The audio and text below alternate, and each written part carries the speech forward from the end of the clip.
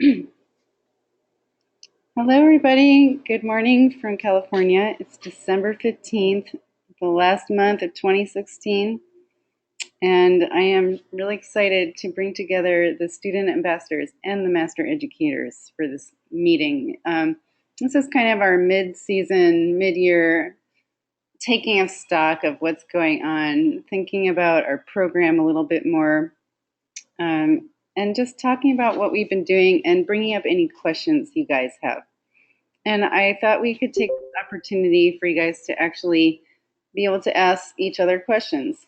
So what I mean by that is for the student ambassadors to be able to ask the master educators anything that's on their mind, and vice versa for the master educators to ask the student ambassadors. But before we do all that, as you know, for the master educators, I start off every meeting with a little Easter egg that we talk about at the end of the meeting again, just to keep your guys' interest up and to share a little personal information with you guys and for each other to think about certain things. So firstly, thanks for your reports. They're still trickling in and I'm still reading them. And even though I can't comment on all of them to you directly, be aware that I read them all. I'm following you very closely. So is everyone on the team. We're all very excited about what you're doing. And where I can, I will respond. And if you bring up things that are really important, I'll do my best to prioritize them. So my Easter egg for this week is a question. What was the first technology you guys remember using? And we can come back to that at the end. The first technology that I remember using in my life was a personal computer. And I'm not going to tell you what it is. I kind of put high contrast on this image so that you guys couldn't see the brand of the computer.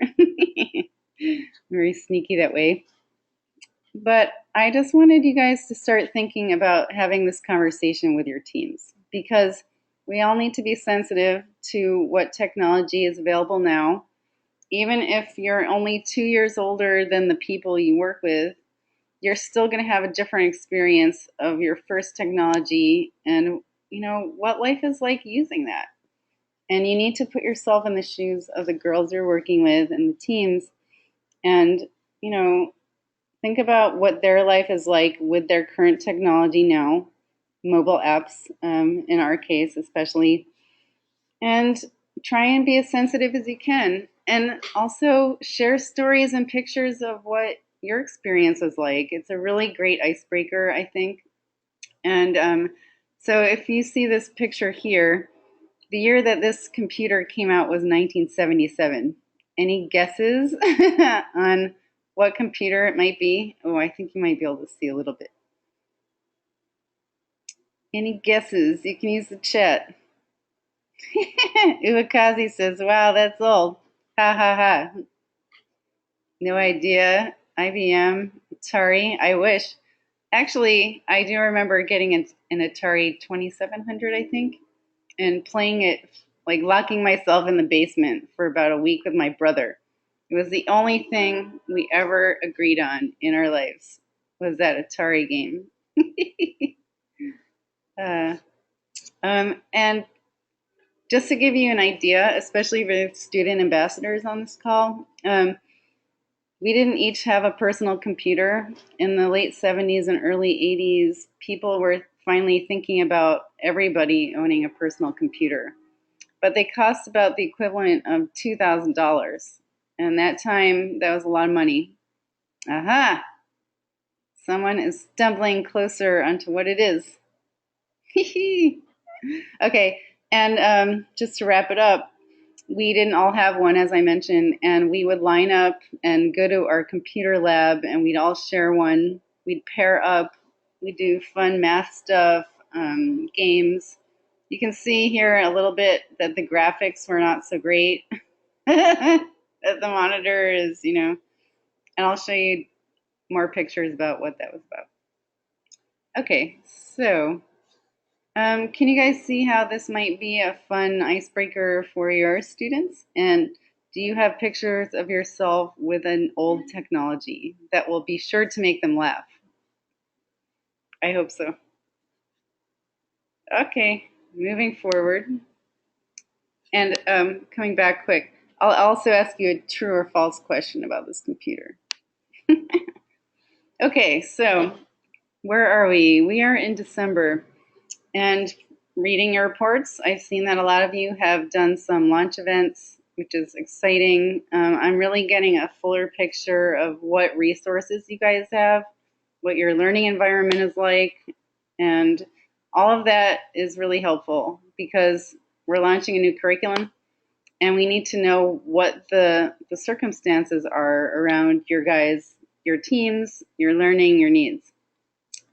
In January, we're going to talk more about the new curriculum because I'm sure that as you guys start to use it more, you're going to have more and more questions. Oh, Kathy, you guys are really smart. I can't pull anything past you guys. Grr. Okay. So yeah, I know that for some of you, the curriculum is seeming a bit abstract right now. I'm guessing that a lot of you have logged in and you've seen it, but you have not interacted with all of it yet, unless you're a superstar. And if you are a superstar, you need to talk to me more about it. And as I've been trying to do, and which I'll continue to emphasize, is we are trying to build a kind of open source library of resources that you guys are using that you think are compatible with the Technovation curriculum that we can share with other mentors, especially on Slack.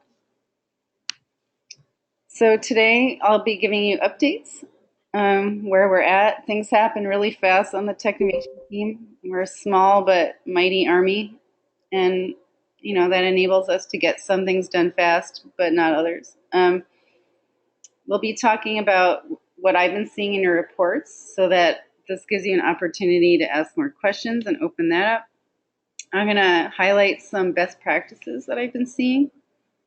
And I'm also going to ask you guys, you might have seen a change in this report because I've been asking a little bit more detailed questions, like actually how many people are you working with now? What's it really like on the ground for you? So we'll take a kind of casual poll about where you're at, how things are going. And we're going to start thinking about, you know, how you think this program's going and what you think the next step should be. Because I want this program to be for you and about you. So, all right. On our end, hi, Toko. All units are complete. The curriculum team has gotten together, has essentially finished. We've been working with the Curiosity Machine team, which is another kind of flagship program with Technovation. They're all excellent. They're great people to work with. Essentially, 3 people. You might notice 3 different voices in the curriculum. That's my voice. That's the voice of Allie on our team. She has done a lot of the coding units. And a lady named Angela has been writing a lot of the marketing and business ones. So if you did have questions as to that, that would be a reason why. We are now at the place where we have beta tested the upload of a translation. So the process for that this year is that we got a widget for WordPress that will allow you as a translator, if you translated, to upload your translated content directly into our platform. So we're being very trusting and we're giving people some privileges to access our platform and get in the back end and just go to specific places in the curriculum where you can upload. So I know some of you have been busy with that, and I wanted to assure you that I think today I'm going to be ready to share that information on how you can upload. And I'm guessing that, you know, you might have some questions if you do that. We're there for you. We'll try and get the person who did our beta test to also kick in and help answer some questions. So that's great.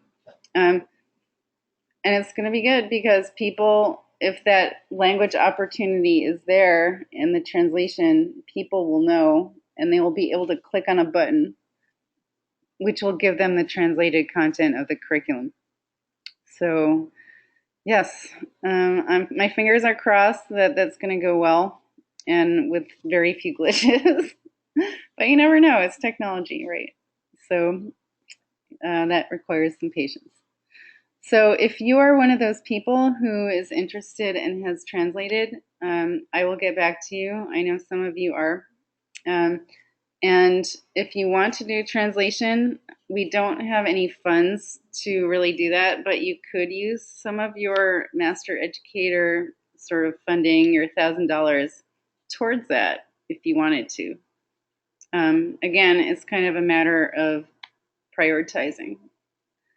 So, and lastly, we're having some Bay Area launch workshops. So if you are someone in the Bay Area, and that pertains mostly to our student ambassadors, there's one scheduled on January 7th at a place called General Assembly, which is in San Francisco. It's kind of like a learning center, and it's nationwide, but there's one in San Francisco. And I have a link to the invitation down here. I can share the link to the presentation with you in the chat. So hold on just a sec. Gonna change the access. Okay, here it comes in the chat. Sorry about that. Okay, and there's also going to be one that we're talking about with a volunteer at Presentation High School, which is in San Jose, a little bit south of San Francisco. So let me know if you want to come to either of these. It would be great to get some student ambassadors. This one's going to be about 3 hours long, these two, and we're going to want some assistance with the app inventor part. So exciting, huh? I saw that Tuko said we had an amazing launch in Cape Town on December 3rd. Awesome. Nice. All right. And I'm going to come to a poll in just a little bit where I'm going to ask you guys if you've done your launch workshop already or if you plan to. And I'll open up the mic during that. So that's so exciting. I'm so glad to hear that, Tuko. Okay, so as ever, there's always challenges. So some of the recurring themes that I saw were that you're trying to get your student ambassador out, or you're trying to get someone out there to go to different communities in your region. And sometimes it's just really hard with the logistics. Last month, I shared with you a document that Gene Tognetti had made. He's our master educator in California.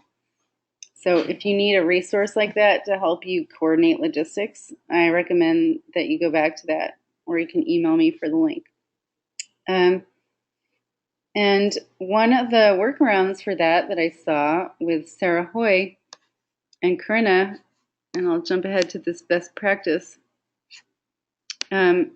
was that it was hard to travel to other communities. So what they did was they created a video in Romanian, sorry, that allows the mentor or the contact in that community to share what Technovation is.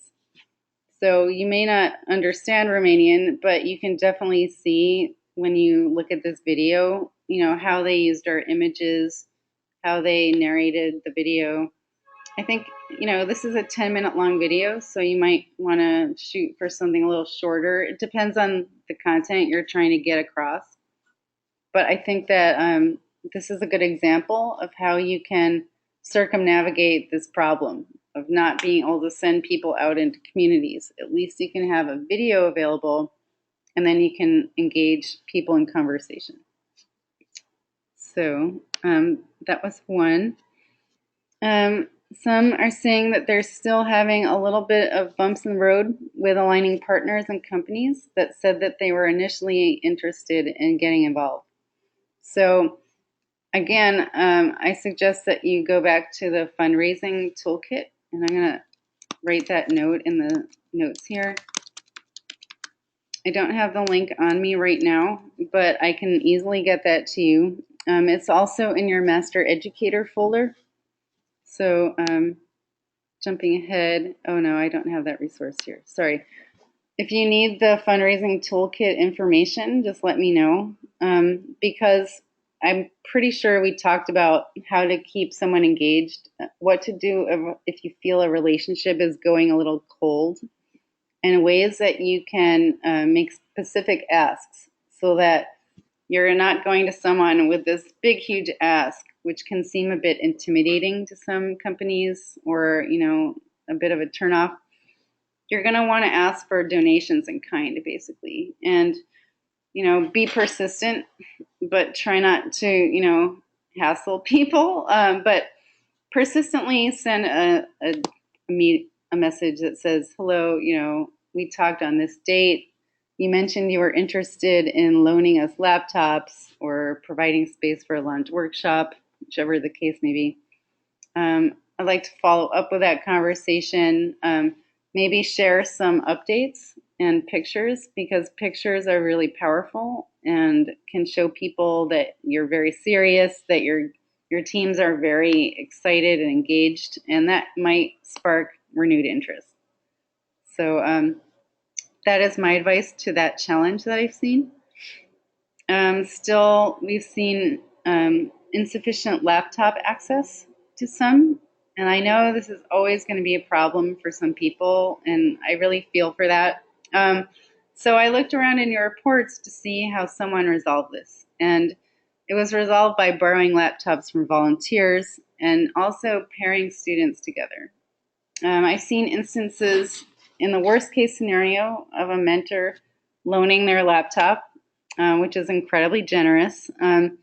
Hopefully, you're able to get more volunteers who have a laptop, and just find a really dedicated time to work with your team, because it's not easy to lend your own personal resources, as you know. And if you can limit that time and get your teams to focus and work with your resources, that's good. But also maybe reach out to companies in your area. If you're lucky enough to have a company, like I know in India, Goldman Sachs is there, right where some of our volunteers are. So, and you'll hear from Sejal about that in just a bit. And then lack of access to internet. This is kind of a similar problem. One way this was overcome was by using mobile phones or using offline versions of programs. Excellent. How about I open up the mic to Sejal right now so she can talk a little bit about what's been going on with Adobe. Let me just give you access, Sejal. Hold on just a second. Okay, I think you're live. And Zico, Can you hear me, everyone? yeah, I'm going to unmute Zico too so he can talk. All right, I can hear you. Okay, great. So we had our lunch event today. We had around 40 girls coming in and around 9 teams or so. And we had quite a big mentor turn up as well. We had around 20 to 25 mentors turning up. So it was like 3 mentors per team. So the girls are super excited. We gave them a small app and mentor demo. And everyone seemed super excited. So I'm hoping that some of these teams, create wonderful apps. Uh, yeah. Hey, Zico, are you here too? I unmuted you. You can talk. Yeah, so It sounds like it's really quiet on your mic. Bummer. can you hear me now? Is it better? A little bit better, but it's hard to hear. So I think that I will sadly have to mute you. But Toko mentioned she had a lunch workshop, so let me give her the mic and let her talk a little bit about what went on there. So hold on just a sec. Okay, Toko. Hey, Hey there. Amy, can you hear me? Yeah, I can hear you now. Amy? Yeah. Okay, cool.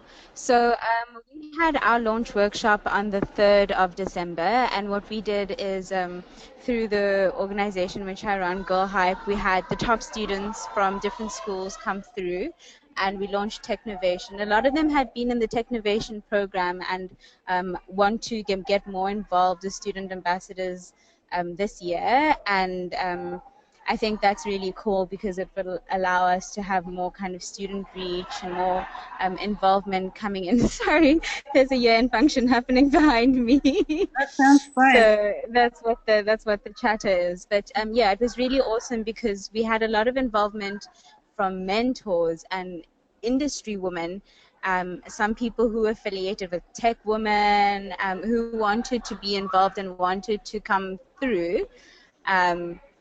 And they spoke, and it was just a really good day to interact kind of with Technovation. But what we're planning is impact launches in the different schools. So in 2017, we'll be going into schools to talk about Technovation, and we aiming to work with about 4 to 5 schools, which would be 30 to 40 students in each school. So we're aiming for 100 to 120 students for the as our core kind of group in 2017. Cool. Yeah. So And that would be going on. Yeah. So that would be about like 40 submissions. wow. Wow. So that's what we'd like to. That's what we're aiming to get to. That's But I don't know about the submissions. Yeah, so those are just projections at the end of the day.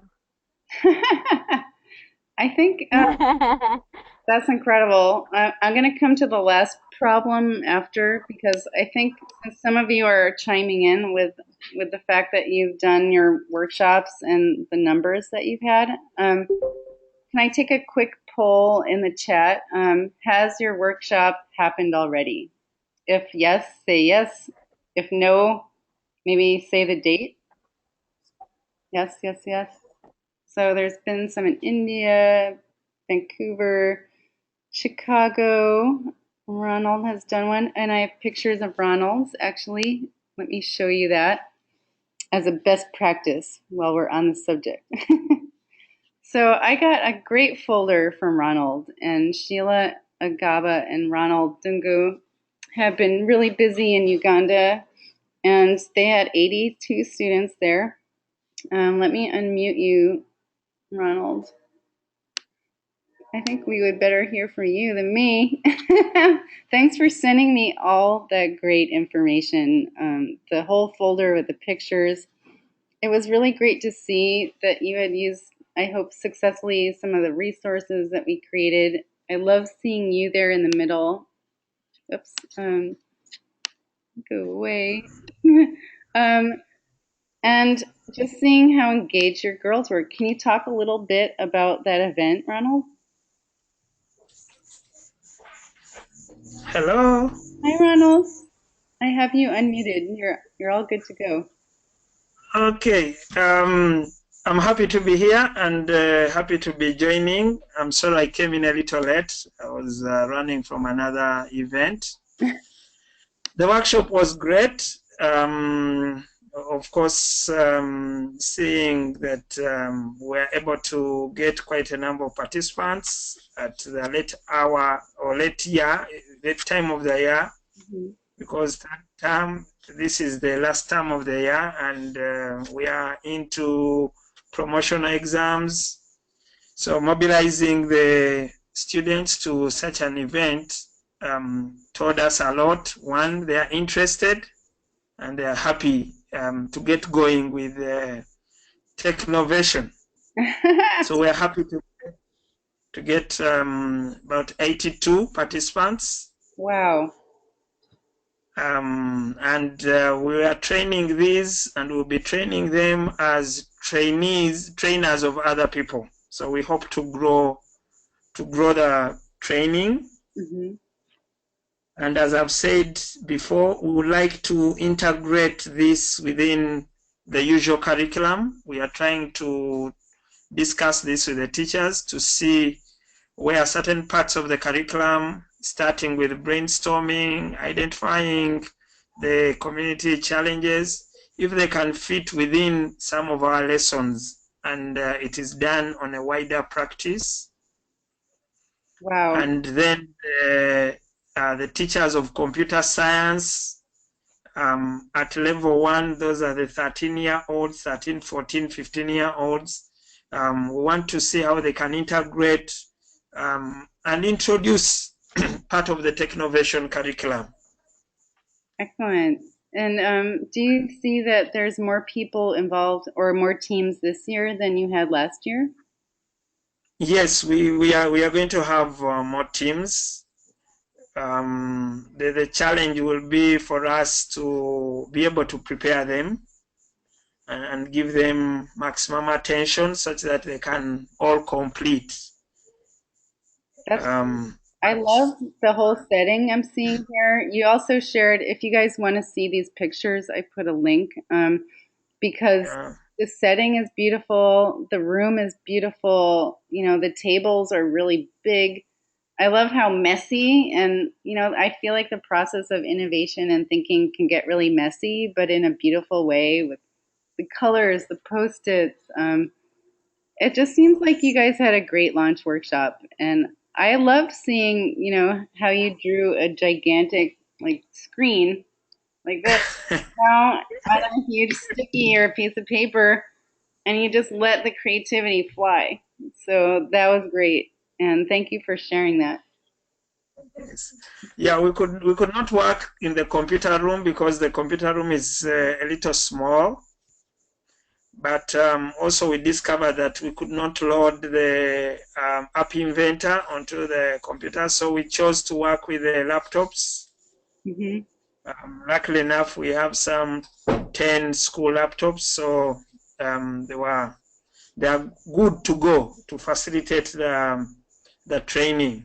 Wow, you just have a really great setup. And one thing I love about this also is that they're not sitting in front of a huge bank of computers. That this process of ideation is looking like it's being done in a really open, big, beautiful space. And, you know, it's not, even though we're talking about technology and technovation, we don't always have to be in front of a computer the whole time. You know, like essentially it's about solving problems in the community. So getting out there is really great, and putting yourself in settings that aren't always necessarily a computer lab is good. So kudos to you guys. I just thought, you know, this was really heartwarming for me. So thank you. When you look at actually, when you look at the pictures, or when you look at, I don't know if you got the link to the YouTube video. Oh wow. When you look at the process, of course, it tells you that the computer work comes in towards the end, but you have a whole set of activities from ideation to, you know, finding the problem to work with, and yeah. you know, so the whole process. Excellent. All right. Thank you, Ronald. I'm just going to remind you guys that we have the launch toolkit in case you have not, if you know your launch workshop is on the horizon.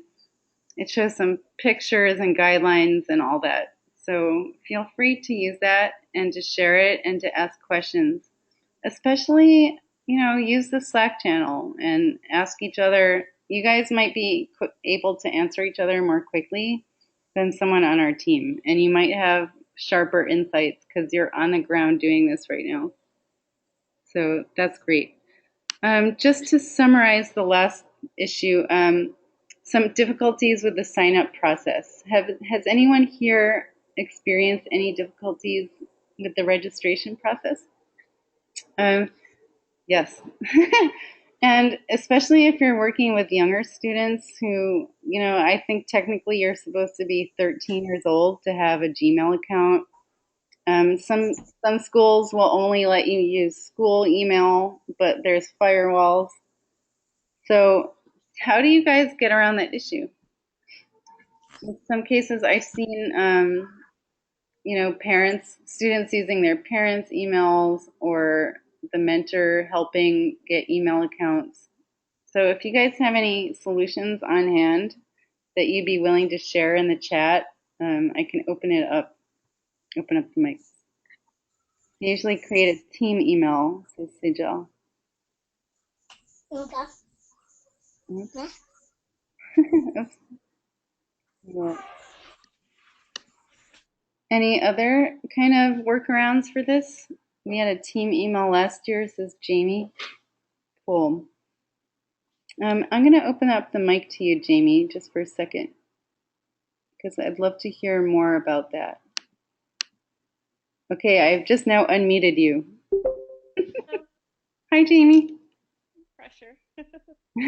Oh, no.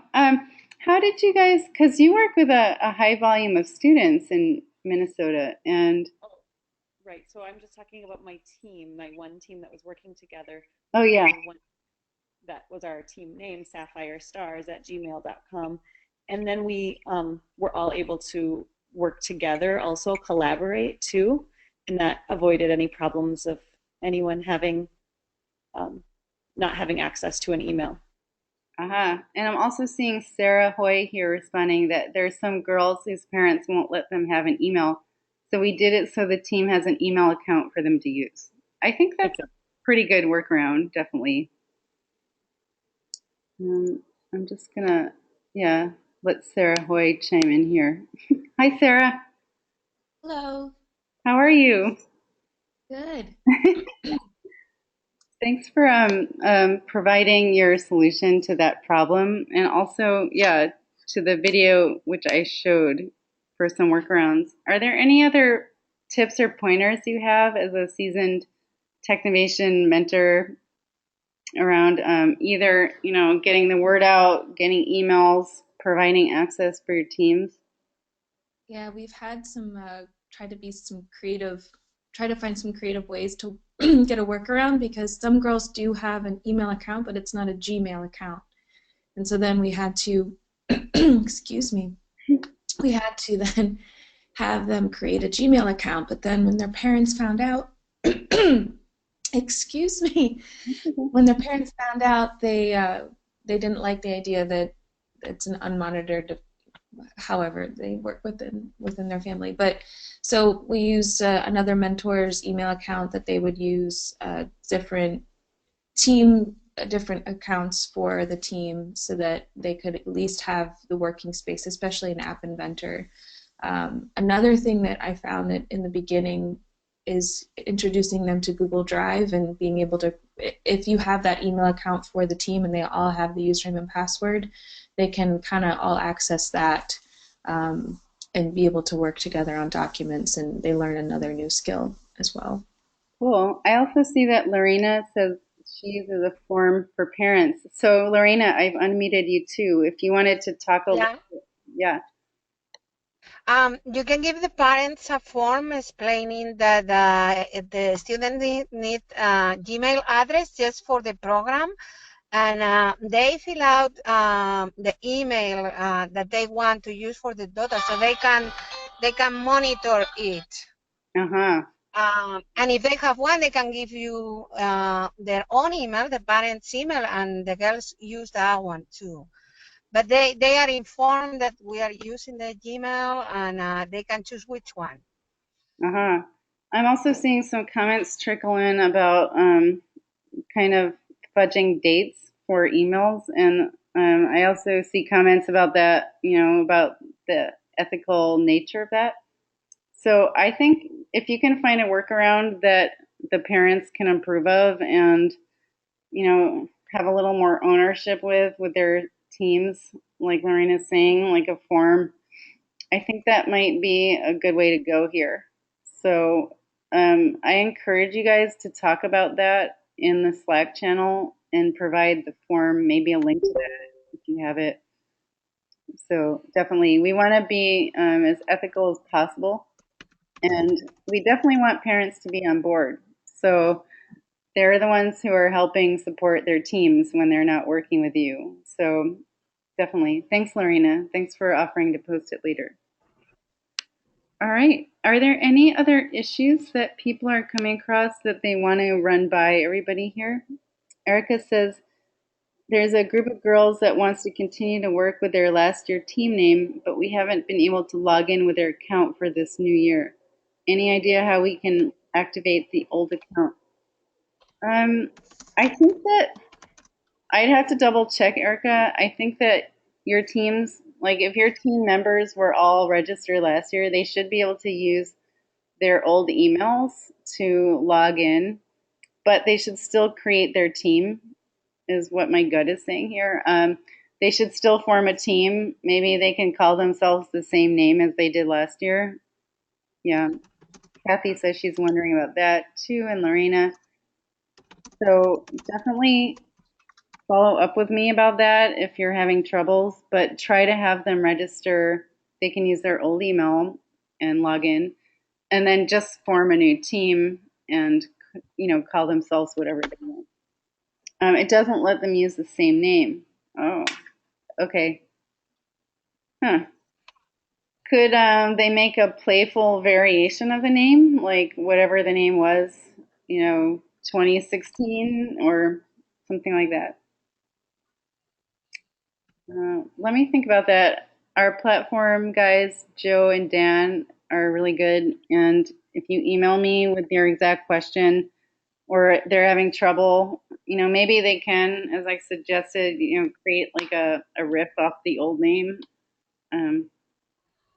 Okay, so I see another problem in the chat. Here in India, we have a seriously low mentor to mentee ratio. So we're wondering if we could possibly have an online platform with mentors and students, probably a Slack channel. I think, have you been in touch with Monica Sejal? Because Monica is our mentor engagement person, and she's kind of a new person. You may not have worked with her directly yet, but she is a great person on our team who was introduced last month in the Master Educator meeting. And she, yeah, definitely reach out to her virtually. There's a Slack channel that she's probably created for India itself for mentors. So I know you're not a mentor, you're a student ambassador. So let's go offline with that and talk to Monica. Okay. If you don't know her now, she's someone you definitely want to know because she's so great. Okay. Any other sort of outstanding problems that you guys would like to mention and talk about while we're together? And also, are there any questions that you have for each other? Because we have at least one student ambassador here, Sejal. And you guys have your opportunity now to ask her questions if you think that she might have an answer that only the student ambassadors could provide. So one of my goals is to bring together the student ambassadors and the master educators a little more tightly. And I've been trying to show examples of when I see that a student ambassador is working really well with a master educator. And I know in India they have been because they're a really tight-knit group. Kathy says, I need some technical help on how to store photos with App Inventor. I put it on Slack, but no one answered me. I'm so sorry, Kathy. I saw that the other day, and I was I was poised to answer it, and then I got taken into some other sort of issue I was working on. She says, okay, the forum information is too general for my beginner level. And Yvette says, Kathy, are you active in the Google group? Sejal saying store photos in a database. Yeah, there is a really good forum for App Inventor. I don't have the link on me right now, but I do recommend going in there because people respond quite quickly. The App Inventor community is very open-minded, very open source, very sharing. So yeah, as Yvette mentioned, there are two fora, one for education and one for developers. So Kathy, I will respond to you. Can you just email me directly with that so that I'm sure to answer and give you the link to the fora? Because it really is good. All right. Can you share the links to those groups? Okay, I will send you guys a follow-up email from this with the recording, and I'll be sure to send you the links to that. So, yes. All right, so back to the poll quickly. Whoops. You guys mentioned about having launch workshops and ones that you're having. Can you guys give me a quick number count of how many teams you're currently working with? Just in the chat. 3, cool. 2, cool. 5 in Chicago, 2 in Vancouver, 3 in South Africa, 2, okay, in Tunisia, 3 in Spain, 7, wow, 10 to 15 for Sejal. That's incredible. 5 for Ubakazi, 5 for Grace in Nigeria. Okay, I think it's good for you guys to see, you know, what's going on in relative terms so that you don't feel, well, you might feel overwhelmed, but you understand, you know, what's going on with other people. There's 25 schools registered in Minnesota. Yeah, there's a lot in Minnesota. Ronald started with 8, but might reduce. Yeah, that's definitely a trend you might see, and that's okay. You start with more than 10. I'm trying to do a lot. Okay, struggling to keep mentors engaged. Okay, so that's an issue. So each team has a Slack group. Okay, Yvette has come up with a good workaround for keeping interest going, and that's creating a Slack channel just for her group and herself. Ooh, Gabriella, there's 18 in Bolivia. Dang. Wow. Oh, and thank you for sharing pictures, Gabriella. I love seeing them. In Cambodia, I will update you after launching the workshop on January 8th. Yeah, 20 teams. That's incredible in Cambodia. Yeah, I am asking how many teams are you guys personally working with as a mentor? Yeah. Can a parent serve as mentor? That's a good question. Yes, parents can serve as mentors, and we're trying to this year better understand the relationship between parents and Technovation. So it is technically okay for them to be a mentor. Some girls might not want to work with their parent as a mentor, but you know how that goes. How are those working with large numbers of teams coping? Good question. That's a lot. Another question I got from my Curiosity Machine teammate was, you know, what's a good number of teams to work with personally? I was thinking, you know, 10's a lot, 5 is a lot. I don't think we have like a set number or a limit, but yeah, 2 is good. And also keep in mind that you can recruit other mentors to help you using the platform. If they can't be there in person, they can contribute virtually. Yeah, 5 is hard, especially in the last week. Yeah. Yeah, definitely difficult towards the end when teams are scrambling to get their deliverables ready. Yeah, if you can ask a question later on. Yeah, let me wrap up the poll. So, are you guys also using Slack to communicate? I don't think, you know, I've seen some activity on Slack, and as Kathy mentioned, I wasn't able to get to her quickly on there, but I'm hoping that you guys will help each other out and respond to each other's questions on Slack for when our team can't get to your question as fast. Google Chat and Google Email. That's fine. Yeah, when I'm talking about using Slack, it's more about, you know, the mentor community and you guys as master educators. Yeah. Okay. Cool. Yeah. So I'm obviously asking because we definitely want to refine our process and use whatever works the best for most. Slack has been pretty eye-opening for the team and really good because it offers visibility and we can track the conversation in one place. So cool. Okay, good. And where are you guys at in the curriculum? I know that a lot of you have done Technovation launch workshops. Has anyone actively started working with a new curriculum with your teams? Cool. Oh yeah, what's up? Okay, some are at week 4, week 3, unit 1. Okay. Coding and brainstorming, looking at it.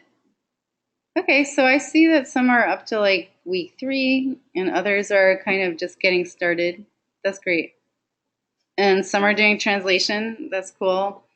Today I'll be sending out information on how to upload that so that when the season officially launches in January, you guys will have had at least a couple weeks to get that up. Oh yeah, and also, how do you guys feel about the 12-week program versus the 20-week program? Good point of it.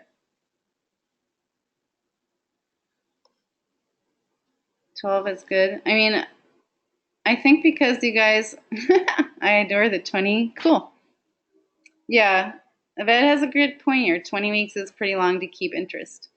We designed the 20-week option for those like working with teams who might not finish the first year, but they're just dipping their toes in computer science. 24 would definitely be too long. It's just 20 or 12. Depends on how early you start. Yeah, we developed a 20-week curriculum in response to people saying that they felt they didn't have enough time, that 12 weeks felt like a big rush for them. So any feedback you have on this 12, 20-week thing is really good.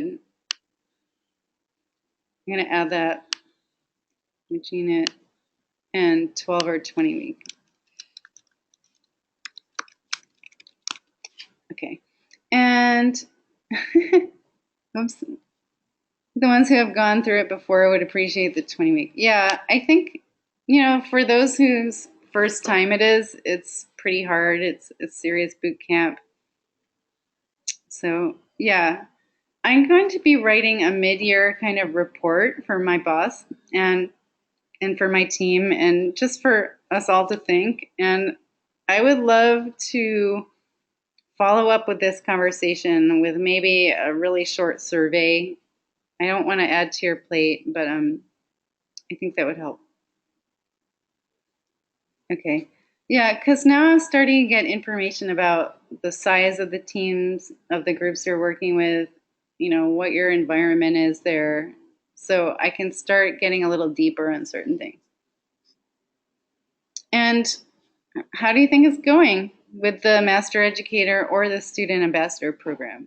If you don't want to share that here publicly, you don't have to. If you have, things you want to talk about one-on-one with me, that's totally fine, and we can email.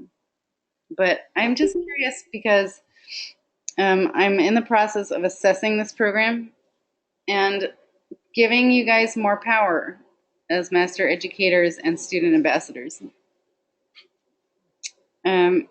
What changes would you like to see in the program?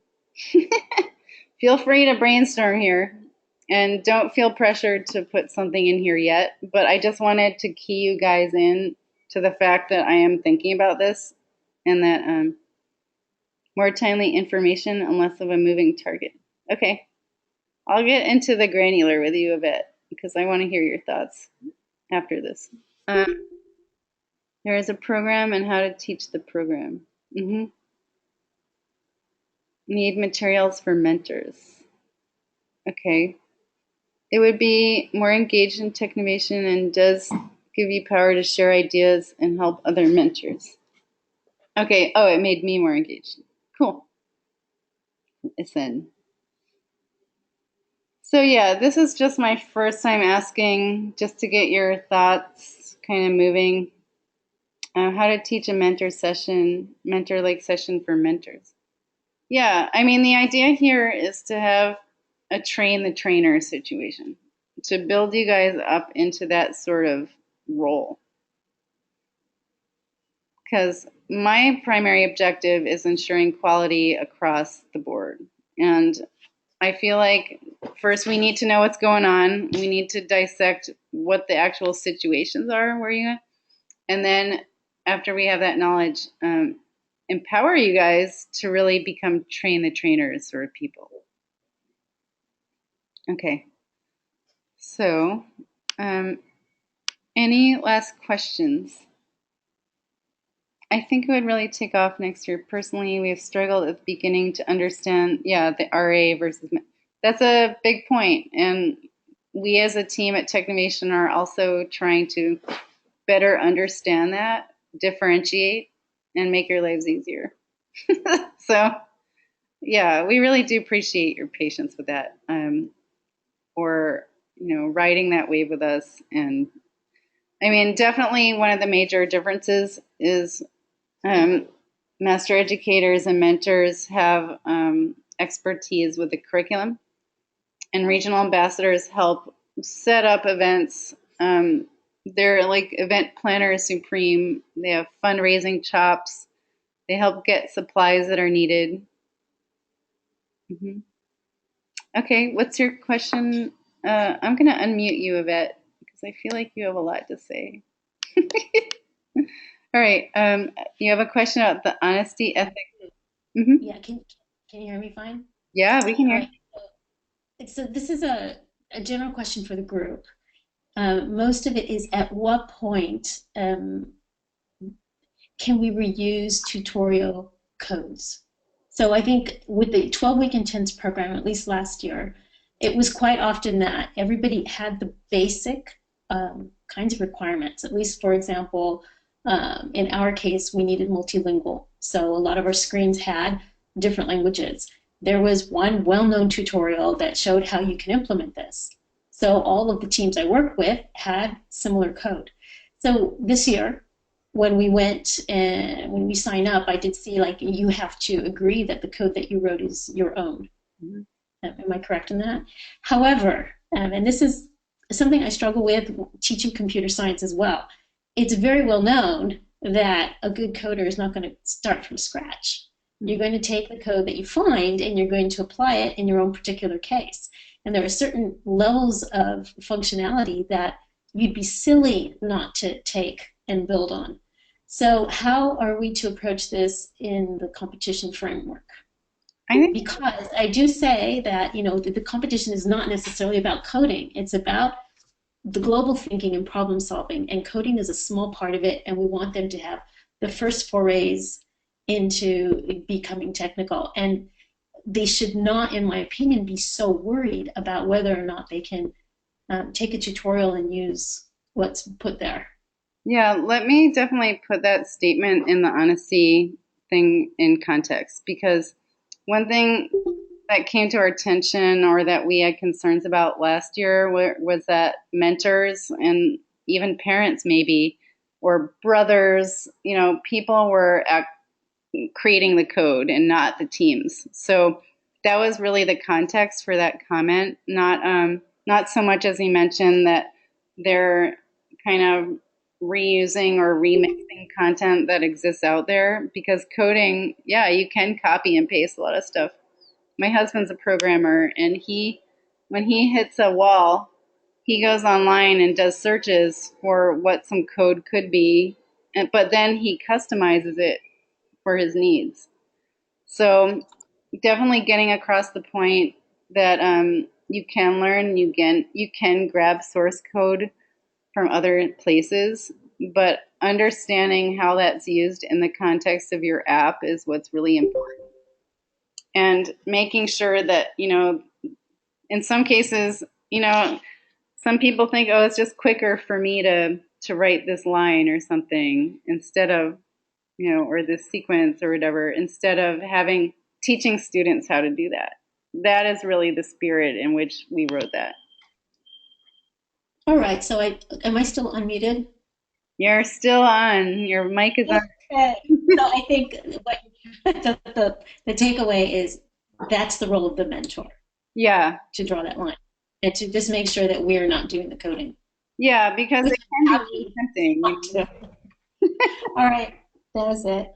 Cool. Thank you for that question. It's really good. And this is a really important conversation to have with your teams. Like, it's okay to go online and look for other source code that can help you achieve your ends. But, make it your own. Put it in the context of your app. Don't let other people do that work for you completely, like a mentor. So, yeah. Okay. So just moving forward to the end so I can wrap it up and let you guys go. I'm still missing some stipend information for some people, and thank you so much for your patience, because getting those wire forms filled out, there's so many little details, etc. More than one person on the team working on that. We do need your forms if you want to be reimbursed or given your stipend installment if you're a master educator by this Friday, if possible. Just so, over the holidays it's not too insane and we can take a small break. So please do try if you have not. I will follow up with you if I don't have all your info, and try your best to get that to me. I know in some cases you need to have a family member as the person receiving the funds for whatever reason. That's okay. As long as they have a direct relationship with you as a brother, father, sister, mother, anything like that. I will follow up. Adita asks, what expenses can be reimbursed? This is for both student ambassadors and master educators. Master educators can receive up to $1,000 in reimbursement between now and, say, July, when the season ends. For things, I've seen it used for many things, for either technology. So if you need to get an Android to test out App Inventor, that's one thing.